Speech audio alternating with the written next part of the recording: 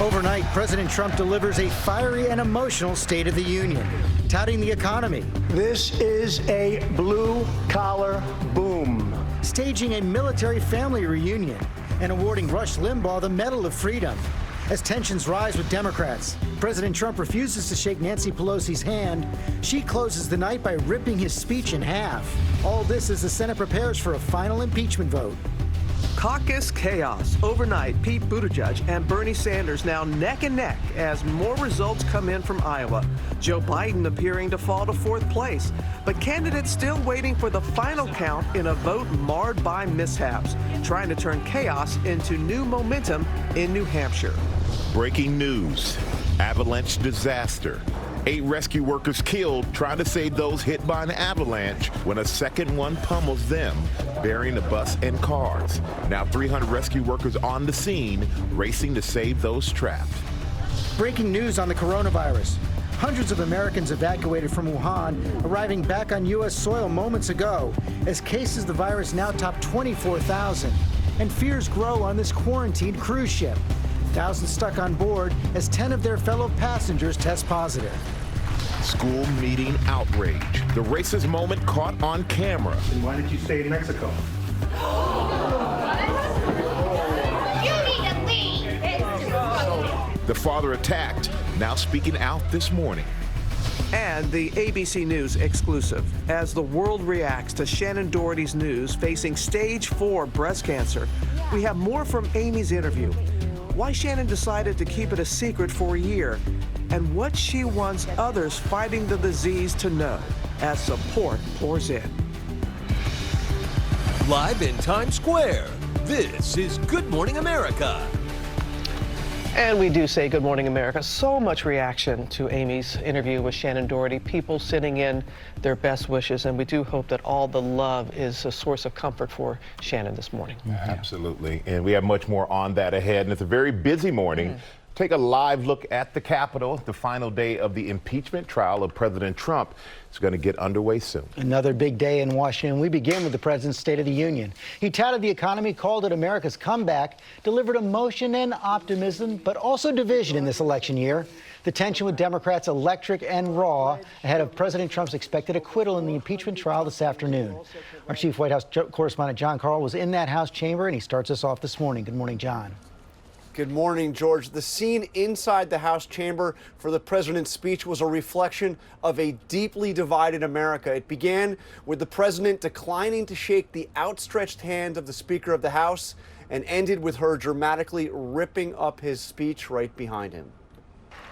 The tone was set even before the president started speaking. As he handed copies of his speech to the vice president and the speaker, the president rejected Nancy Pelosi's outstretched hand. And from the Republican side, chants of 4 more years. The president began on an optimistic note, touting his first 3 years and the strong economy. The state of our union is stronger than ever before.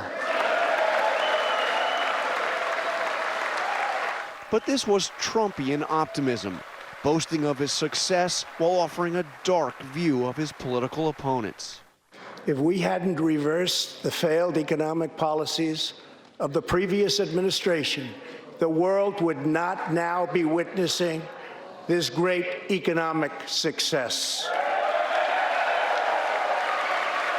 The speaker's jaw dropping as Trump attacked the state of California. The state of California passed an outrageous law declaring their whole state to be a sanctuary for criminal, illegal immigrants. A very terrible sanctuary with catastrophic results. And Democrats jeered when the president asked for a bill to lower drug prices. They chanted the name of a bill they had already passed, but it's been so far ignored by the Republican-controlled Senate. The president attacked a Democratic health care proposal championed by some of the presidential candidates and a label embraced by Bernie Sanders. To those watching at home tonight, I want you to know we will never let socialism destroy American health care. There were moments of uplifting unity. tailor-made for primetime television. A 100-year-old Tuskegee airman who flew combat missions in World War II and his great-grandson were cheered. A Pennsylvania girl was given a scholarship to go to a school of her choice. And the family of a soldier deployed to Afghanistan reunited. Tonight, we have a very special surprise. I am thrilled to inform you that your husband is back from deployment. He is here with us tonight, and we couldn't keep him waiting any longer.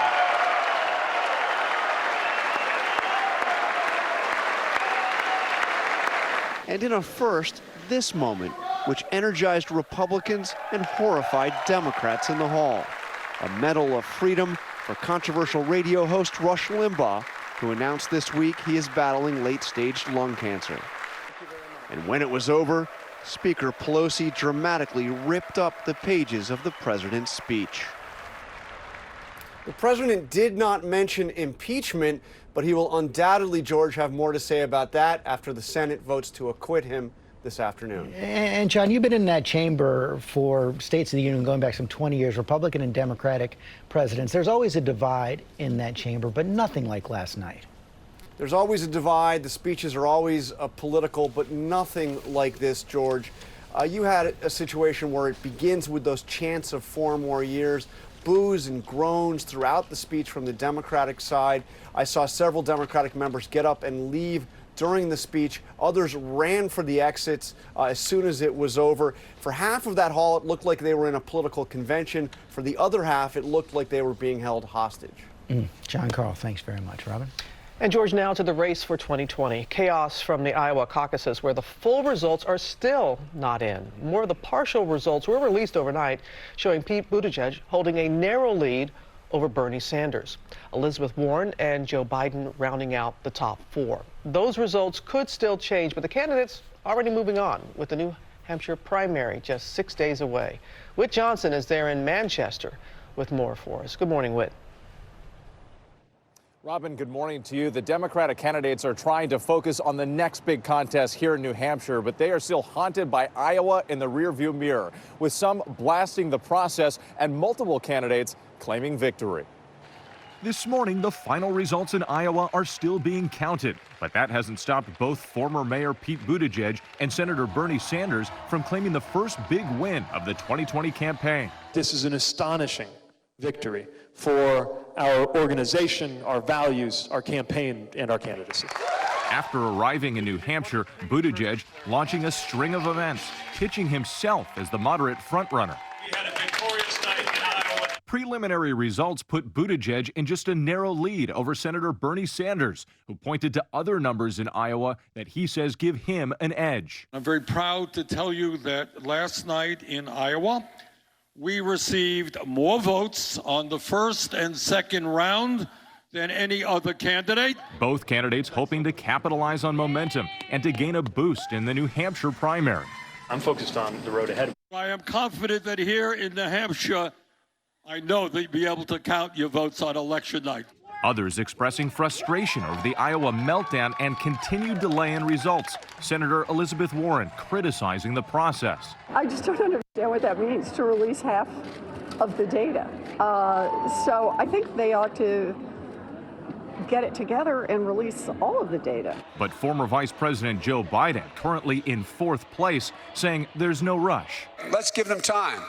So we don't know precisely how many delegates we have or how many we'll get, but I feel really good about getting more than our fair share. The Iowa Democratic Party now taking heat for the chaos, the chair blaming a coding error in the caucus app and apologizing for the mishap. The reporting of the results and circumstances surrounding the 2020 Iowa Democratic Party caucuses were unacceptable.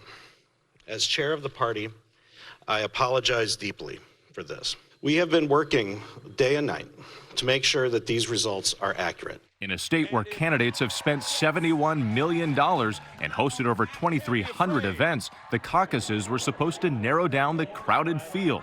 Despite the confusion, one candidate embracing a positive take on the debacle. I don't blame them for trying to be really careful after what happened last night.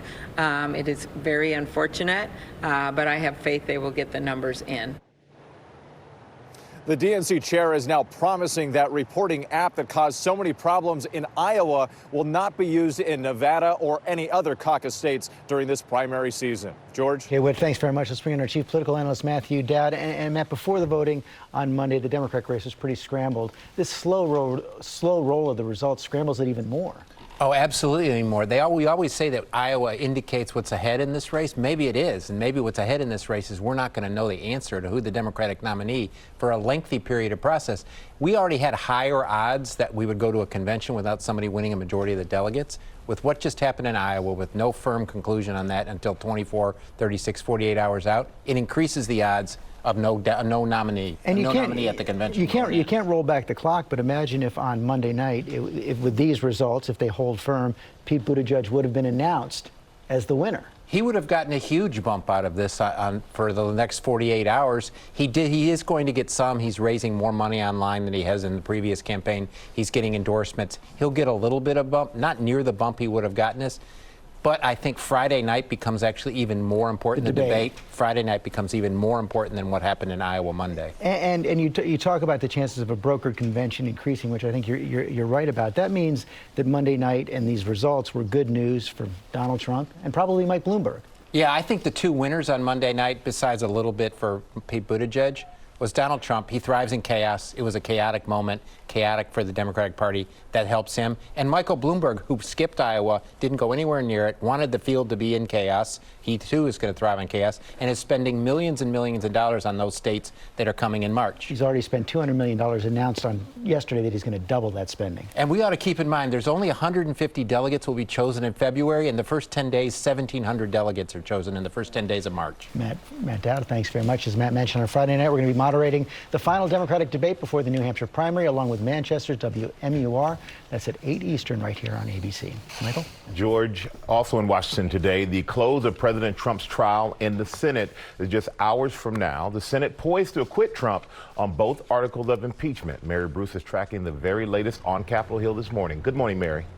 Good morning, Michael. Well, after 5 months of investigating and a fierce partisan battle, senators will stand at their desks this afternoon and declare guilty or not guilty. Now, Republicans here are united. They argue that this has been a partisan process and that the president's actions don't meet the standard for removal of office. But we are seeing a growing number of Republicans who say that the president was wrong to pressure Ukraine to investigate Joe Biden. But they insist that he's learned his lesson and that Trump will not do it again, while Democrats are arguing the opposite. They say and warn that the president will cheat in the upcoming election. And Michael, this could be a politically difficult decision for several Democrats from red states who are watching closely to see if they actually side with Republicans, which of course would allow Trump to then tout a bipartisan acquittal. Michael. All right, difficult indeed. Thank you so much, Mary. And George will be anchoring live coverage of the impeachment trial at 4 p.m. Eastern right here on ABC News and ABC News Live. Robin. But right now to that major storm moving across the country this morning, stretching from the plains to the northeast, snow falling in Amarillo, Texas,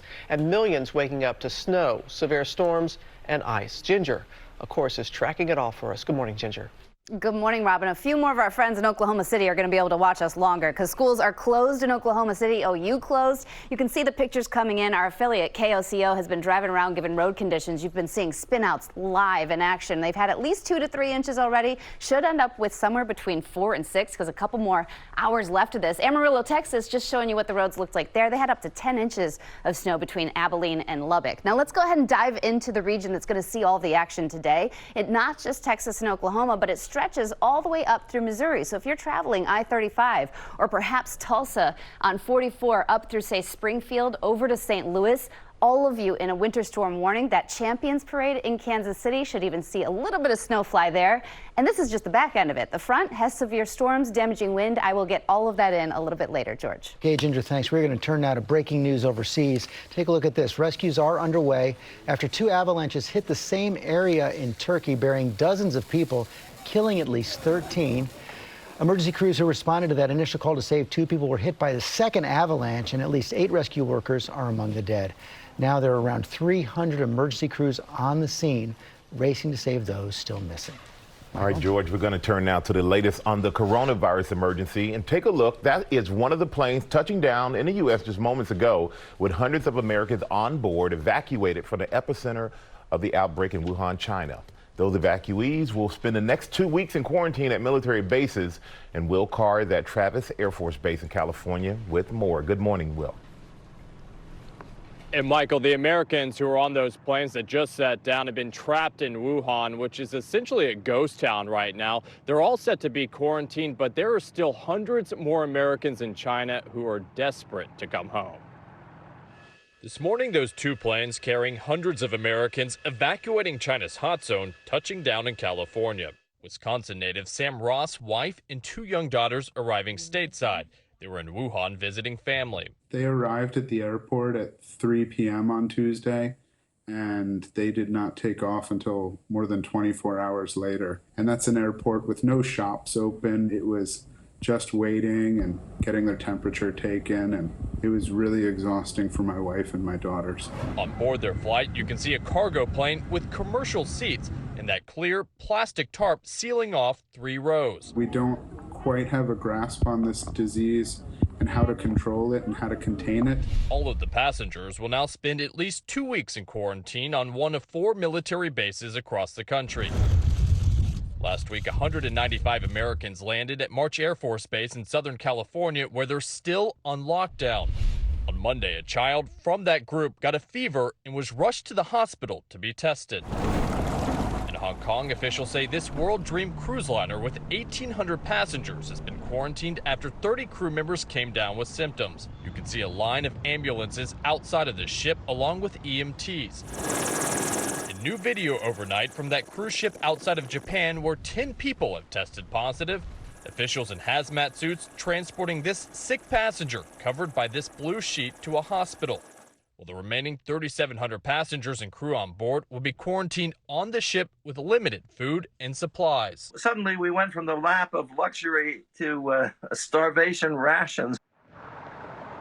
With the death toll rising to nearly 5 in China, the Americans who just sat down here will be tested immediately before going into quarantine. Guys. All right, thinking of all them. Well, thank you. How about that big celebration about to get underway in Kansas City for the Super Bowl champion Chiefs?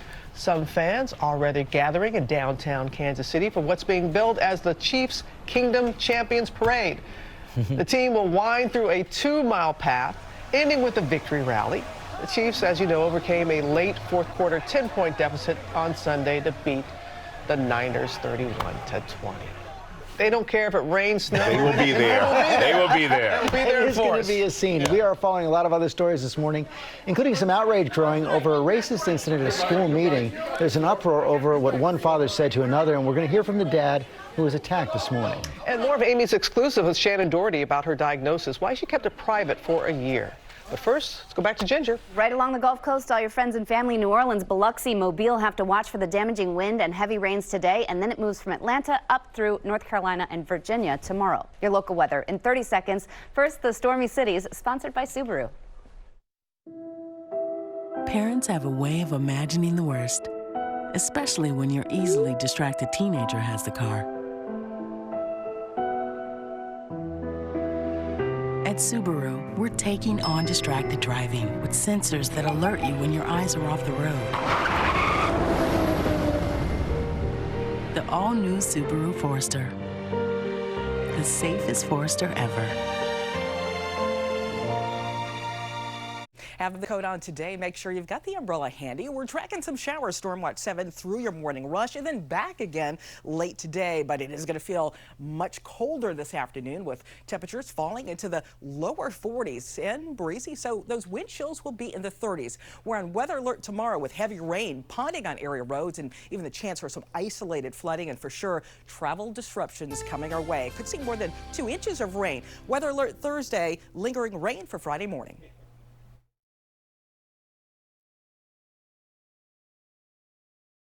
Then you get that alto Q or that little wave cloud. Gorgeous. Boy, that is gorgeous. Like that. Thank you. Keep sending those pictures, by the way. We need them. Much more of Amy's interview with Shannon Doherty is coming up. I wanted more from my COPD medicine. That's why I've got the power of 1, 2, 3 medicines with Trelegy. The only FDA-approved once-daily 3-in-1 COPD treatment.